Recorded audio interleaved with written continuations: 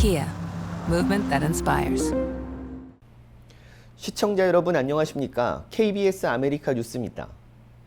세계의 허리케인 밀턴이 곧 상륙하면서 바이든 해리스 정부의 재난 대응 능력이 또다시 시험대에 올랐습니다. 조혜진 기자가 보도합니다. 세찬 비와 함께 야자수가 쉴 새 없이 흔들립니다. 전신주마저 강풍에 기울어졌습니다. 최대 시속 200km가 넘는 돌풍을 동반한 허리케인 밀턴이 현지 시각 9일 늦은 밤 미국 플로리다에 상륙합니다. 상륙 시점에도 지금과 비슷한 규모가 될 것으로 기상당국은 전망하고 있습니다. 태풍의 진로에 있는 주민들은 주유소를 돌며 연료통에 기름을 채워가는 등 막바지 준비에 나섰습니다.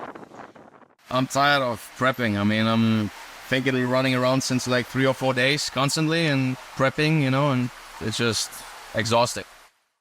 플로리다를 중심으로 비행기 1,900여 편이 중단됐고 약 600만 명에게 대피령이 내려졌습니다. 곳곳에서 토네이도까지 발생하면서 일부 지역에서는 대피를 위한 이동까지 멈출 것을 권고하고 있습니다.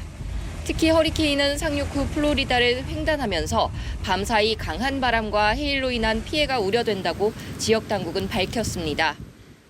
So Milton is bringing the possibility of bringing twice as much storm surge here, from 12 to 15 feet. 바이든 대통령과 해리스 부통령은 비상대응 회의를 열고 총력 대응을 주문했습니다. 그러면서 트럼프 전 대통령이 퍼뜨리는 허위 정보는 도움이 되지 않는다고 비판했습니다. They're saying people impacted by these storms will receive $750 in cash and no more. That's simply not true. 미 언론들은 정부의 재난 대응 능력이 부각되면서 연이은 허리케인이 대선 결과를 뒤바꿀 수도 있다고 전하고 있습니다. 워싱턴에서 KBS 뉴스 조혜진입니다. 캘리포니아주 남부에 있는 한 도시에서 경비행기가 추락해 6명이 숨졌습니다. 어제 오전 4시쯤 LA와 샌디에고 사이 리버사이드 카운티에 있는 무리에타시 공항 근처 야산에서 경비행기가 추락했습니다. 당국은 이 사고로 탑승자 전원이 목숨을 잃었고 경비행기는 추락한 후 화염에 휩싸였다고 전했습니다. 사고가 난 경비행기는 네바다주 라스베거스 해리리드 공항에서 이륙했으며 추락 원인은 알려지지 않았습니다. 오렌지 카운티 지역 세븐일레븐 편의점에서 발생한 떼강도 사건과 관련해 경찰이 용의자들을 공개 수배했습니다. 애나하임 경찰은 영상에 찍힌 일부 용의자들의 사진을 공개하고 주민들의 제보를 당부했습니다. 경찰에 따르면 세븐일레븐에서 발생한 용의자들은 편의점에 진입해 직원을 폭행하고 현금과 여러 물건들을 강탈해 도주했습니다. 경찰은 당시 인근 도로에 차량 약 100여 대가 불법적으로 도로를 점거하고 있어 출동에 어려움을 겪어 누구도 체포할 수 없었다고 전했습니다. 경찰은 용의자의 사진들을 언론이나 소셜미디어에 공개하자 제보가 늘어 수사가 빨라지고 있다며 공개한 사진의 용의자를 알아볼 경우 반드시 경찰에 신고해 줄 것을 당부했습니다. 오는 11월 선거에서 캘리포니아 47지구 연방 하원 의원에 도전하고 있는 데이브 민 캘리포니아주 상원 의원을 상대로 한 아시아 혐오 범죄가 발생해 충격을 주고 있습니다. 윤범수 기자가 보도합니다. 거리에 꽂혀있는 선거 팻말들, 하얀색 페인트로 낙서가 돼 있습니다. 좀 더 가까이서 보면 영어로 국이라고 적혀 있습니다. 한국과 베트남 사람을 비하할 때 사용하던 인종 혐오 단어로 금기시되는 말입니다. 선거 팻말은 연방 하원 47지구에 출마하고 있는 한인 데이브 민 캘리포니아주 상원의원 캠프에서 제작한 것으로 지역 지지자들이 어제 오전 처음 발견했습니다. 캠프 측은 헌팅턴 비치 경찰에 신고했고 이후 용의자가 잡혔습니다. 용의자는 인근 지역에 거주하는 트럼프 열성 지지자로 알려졌으며 경찰은 용의자의 집을 수색하는 등 이번 사건을 혐오 범죄로 보고 수사를 이어가고 있습니다. 데이브 민 의원 측은 이후 성명을 내고 이번 사건이 명백한 혐오 범죄라는 점을 분명히 했습니다. 아울러 팬데믹 이후 아시안을 상대로 한 이런 범죄가 증가했고 최근까지 이어지고 있는 상황에 우려를 표했습니다.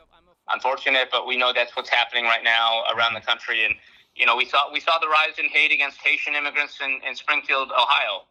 After Donald Trump said that they were eating dogs and cats, we're seeing a rise in anti-Asian and anti-Latino hate here in Orange County now because they're going after immigrants.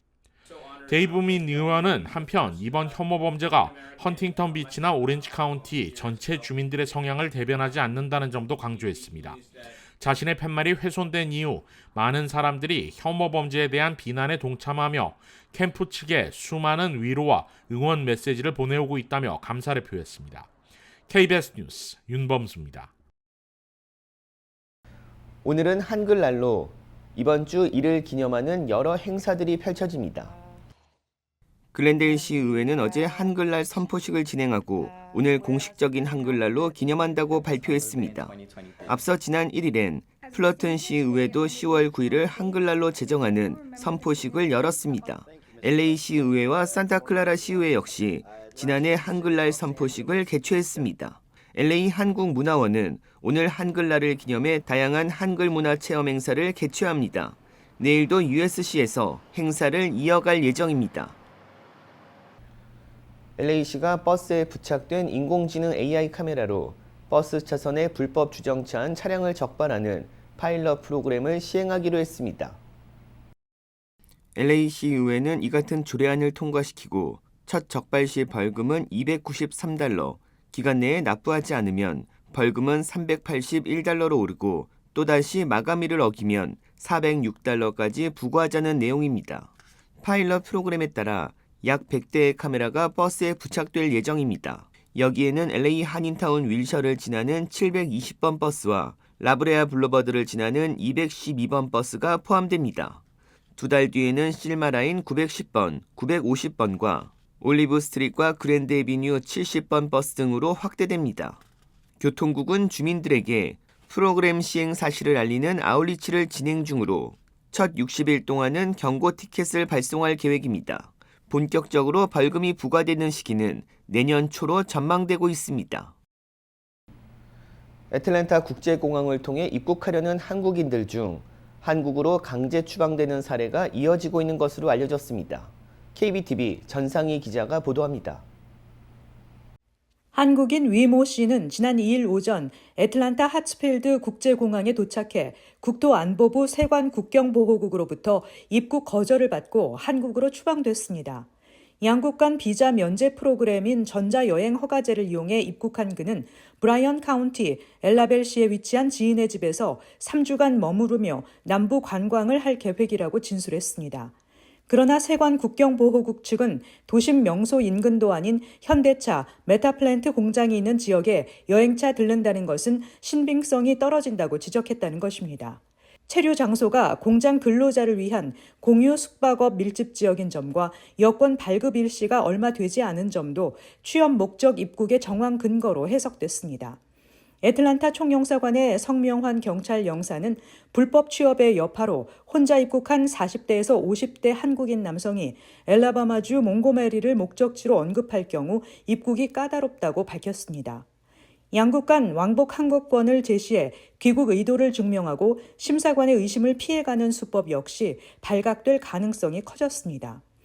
조지아 현지 한인 여행사 관계자는 현대차 공장 인근 협력업체들의 항공권 구매 대행 문의가 많은데 그중 70에서 80%는 입국 후 한 달여 뒤로 예약해뒀던 귀국편을 취소하거나 재발권해 최장 체류 기간을 채운다고 전했습니다. 문제는 세관 국경보호국이 항공권 판매 대행업체를 이용한 것 역시 불법 취업을 추정하는 근거 중 하나로 보고 있다는 것입니다. 여행사의 한 관계자는 한국에서 데려온 사람이 입국 거부돼 이중으로 항공편 비용을 지불하는 업체도 적지 않다며 항공편 발권 시에 이용 목적을 알리지 않으니 여행사 입장에서는 입국의 합법성 여부를 알 길이 없다고 밝혔습니다. 근본적인 문제는 한국 기업들이 인건비와 인력 조달 시간을 줄이기 위해 정식 취업 비자 없이 불법 취업을 조장하는 데 있다고 전문 변호사들은 지적했습니다.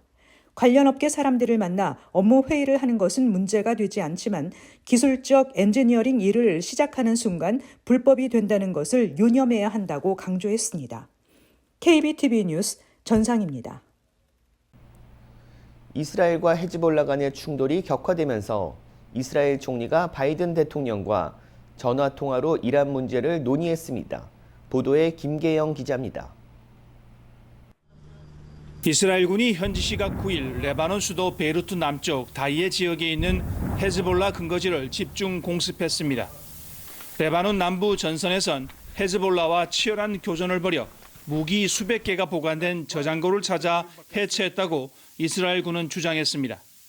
또 이스라엘 북부를 겨누던 로켓 발사대를 파괴하는 등 헤즈볼라 목표물 100여 곳을 타격했다고 집계했습니다. Hezbollah is storing their weapons under the cover of Lebanese civilians.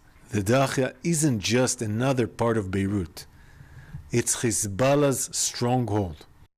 반격에 나선 헤즈볼라는 이스라엘 북부 군 집결지에 로켓 수십 기를 발사했다며 성명을 발표했습니다. 이 로켓 공격으로 산책 중이던 주민 2명이 숨졌다고 이스라엘은 밝혔습니다. 이스라엘이 이란을 공격할 준비를 끝냈다는 관측 속에 바이든 미국 대통령과 네타냐후 이스라엘 총리가 전화 통화를 했습니다. 백악관은 양국 정상이 이란의 미사일 공격에 대한 이스라엘의 대응 등을 논의했다고 밝혔습니다. 양국 정상의 통화는 30분간 진행됐으며 직접적이고 생산적이었다고 백악관은 덧붙였습니다. 두 정상의 통화가 끝나자마자 갈란트 이스라엘 국방장관은 누구든 우리를 공격하는 자는 피해를 입고 대가를 치를 것이라며 강력한 어조로 보복을 강조했습니다.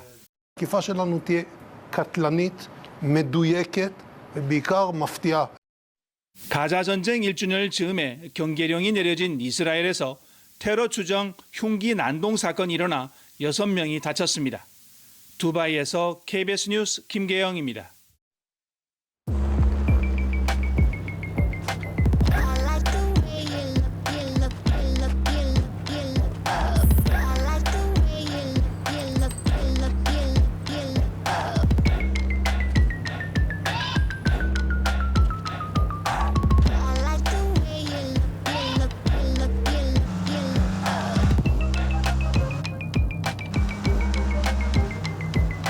Kia, movement that inspires. 인공지능 AI가 올해 과학계 노벨상을 휩쓸고 있습니다. 물리학상에 이어 화학상도 AI 연구 분야 연구자들에게 돌아갔습니다. 조빈나 기자가 보도하겠습니다. 이세돌 9단과 바둑 대결을 벌였던 인공지능 AI 알파고. 알파고를 만든 구글의 AI 기업 딥마인드의 최고 경영자 데미스 허사비스가 연구원 존 점퍼와 함께 올해 노벨 화학상 수상자로 선정됐습니다. 두 사람은 알파폴드라는 이름의 단백질 구조를 예측하는 AI 시스템을 개발해 50년간 풀지 못했던 과학계의 난제를 해결했다는 평가를 받았습니다. 노벨위원회는 사실상 모든 2억 개 단백질 구조를 예측할 수 있게 됐고 190개국 200만 명 넘는 사람이 이를 이용했다고 설명했습니다. And I've dedicated my whole life to advancing AI because I really believe in the potential it has to improve the lives of billions of people. 공동 수상자인 베이커 미 워싱턴대 교수는 이전에 존재하지 않은 단백질을 만들어내기 위해 컴퓨터를 이용한 방법을 개발했습니다. 새로운 단백질은 제약과 백신, 나노 소재 등에 사용될 수 있다고 노벨위원회는 설명했습니다. 베이커 교수는 공동 수상자인 허사비스와 점퍼의 AI 연구가 큰 힘이 됐다고 밝혔습니다. Really highlighted to us the power that AI could have, and that led us to apply these AI methods to protein design, and that has greatly increased the power and accuracy. 앞서 노벨 물리학상 수상자는 AI 머신러닝의 기초를 확립한 존 호필드와 제프리 힌턴 교수가 선정됐습니다. 그동안 노벨상은 기초과학 연구자들이 주로 수상했지만 이번 수상으로 AI 기술이 기초과학에 미치는 영향력이 인정받았다는 평가가 나옵니다. 베를린에서 KBS 뉴스 조빈나입니다. 오늘 오전 튀르키예 항공사 여객기에서 기장이 의식을 잃고 사망하면서 뉴욕 JFK 공항에 비상 착륙하는 일이 발생했습니다. KBTV 기련민 기자입니다. 튀르키예 항공사 소속 여객기가 오늘 오전 뉴욕 JFK 국제공항에 비상 착륙했습니다. 여객기가 비상 착륙한 원인은 기장이 의식을 잃고 사망했기 때문인 것으로 파악됐습니다. 기장이 사망하면서 비상 착륙한 튀르키예 항공기는 안전하게 착륙해 승객들의 피해로 이어지지 않았습니다. 시애틀에서 출발해 이스탄불로 향하던 튀르키예 항공 8JK 편은 기내에서 기장이 의식을 잃고 쓰러진 뒤 초기 응급처치에 실패했고 이후 기장의 건강을 위해 오늘 오전 6시경 JFK 국제공항에 비상 착륙했습니다. 비행 중 의식을 잃고 사망한 59세 파일럿 일체힌 펠리바는 튀르키예 항공에서 2007년부터 근무해왔으며 최근 정기 건강검진을 받았던 것으로 확인됐습니다. 그는 지난 3월 검진에서 직무상에 영향을 미칠 특별한 문제가 발견되지 않았습니다. 현재 그가 왜 의식을 잃었는지, 응급처치는 어떻게 진행됐는지 조사가 이루어지고 있으며 아직까지 응급 상황이 발생한 원인은 밝혀지지 않았습니다. 튀르키예 항공은 JFK 공항에서 승객들이 원래 목적지인 이스탄불로 돌아갈 수 있도록 모든 조치를 취하고 있다고 밝혔습니다. 튀르키예 항공은 성명을 통해 튀르키예 항공 소속 파일럿이 근무 도중 갑자기 의식을 잃고 사망한 사건에 대해 유감을 표하며 그의 유족, 동료 및 모든 지인들에게 진심 어린 애도의 뜻을 전했습니다. 항공국은 오늘 오전 튀르키예 항공편이 뉴욕에 비상 착륙한 사실을 확인했다며 추가적인 사태 파악 및 질문에 대해서는 항공사에 직접 문의할 것을 조언했습니다. KBTV 뉴스 길려민입니다. 다가오는 11월 5일 선거를 앞두고 유권자들의 고민도 많아지고 있습니다. KBS 아메리카는 민주당과 공화당을 각각 지지하는 한인들의 의견을 들어보는 시간으로 오늘은 카멜라 해리스 민주당 대선 후보가 차기 대선에 당선될 경우 한인 커뮤니티와 한국에 어떤 영향을 가져올지 한인민주당협회 스티브 강 이사장을 통해 알아봤습니다. 이우수 기자가 취재했습니다. 국경지대는 길거리에 넘쳐나는 노숙자들로 몸살을 앓고 있습니다. 출범 초기부터 이어진 바이든 행정부의 친이민 정책에 따라 국경을 넘어온 불법 이민자들이 캘리포니아주를 비롯한 친민주당 성향의 지역으로 유입된 것도 주된 원인 중 하나입니다. 민주당 대선 후보 카말라 해리스 부통령을 지지하고 있는 한인민주당협회는 해리스 후보 당선 시 국경 문제가 완화될 가능성이 있다고 언급했습니다.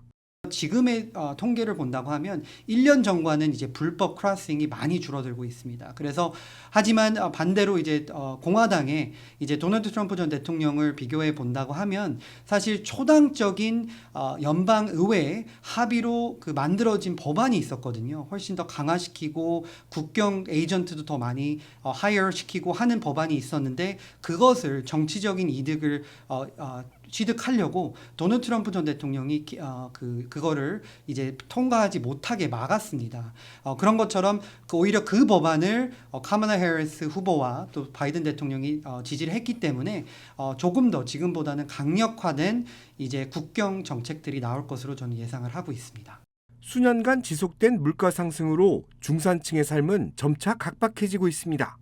같은 돈으로 적은 물건을 살 수밖에 없기 때문인데 협회는 카말라 해리스 후보 당선 시 중산층을 위한 다양한 지원책이 마련될 것으로 전망하고 있다고 밝혔습니다. 중산층, 미들클래스와 저소득층에게는 세금 부담을 줄여드리고 그리고 이제 돈을 많이 버시는 분, 특히 이제 법인세 같은 것은 오히려 올리겠다라는 취지고요. 그리고 지금 인플레이션 때문에 많은 국민들이 지금 힘들어 하시는데 이제 물가 잡기에 지금 전폭적으로 지금 공격을 해서 이제 서민들의 삶을 훨씬 더 개선을 시키겠다라고 생각을 하고 있습니다.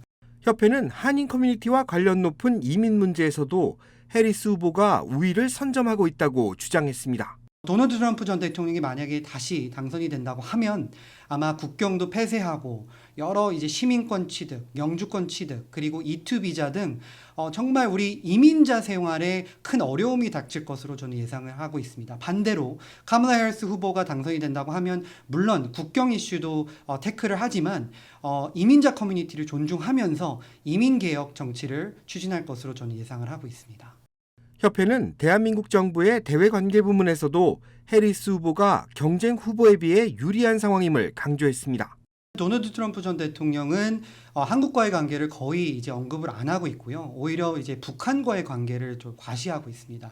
반대로 이제 카말라 해리스 후보가 만약에 당선이 된다고 하면 지금 아주 좋은 그 한국과의 동맹국으로 이어갈 것으로 저는 예상을 하고 있고요. 그리고 이제 국방부 뭐 비용 부담이나 그리고 미군 철수 이런 것은 전혀 걱정 안 하셔도 된다고 저는 보고 있고요. 그렇기 때문에 카멀라 해리스 후보가 훨씬 더 우리 코리안 아메리칸 커뮤니티 그리고 한국 정부에게는 이득이다라고 저는 보고 있습니다. 협회는 미국에 진출한 한국 기업들 역시 민주당 집권 시 안정적인 사업 전개가 가능할 거라는 예측을 내놨습니다.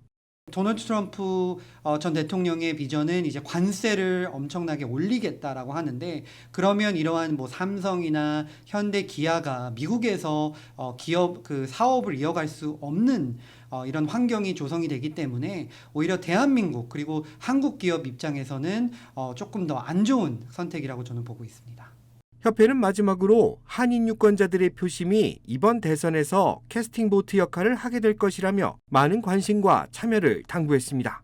조지아주나 네바다 이런 크리티컬 스테이트에서는 한인 표심이 이 캐스팅 보트를 역할할 수 있는 중요한 찬스가 왔습니다. 그렇기 때문에 많은 한인 유권자분들은 관심을 가지고 꼭 투표에 참여해 주시길 부탁드리겠습니다. 끝없는 변수로 다가오는 대선에서는 민주공화 양당 두 후보 간의 초박빙 승부가 예견되고 있습니다. 한인 유권자들의 투표 참여 열기도 그 어느 때보다 뜨거울 것으로 전망됩니다. KBS 뉴스 이우수입니다.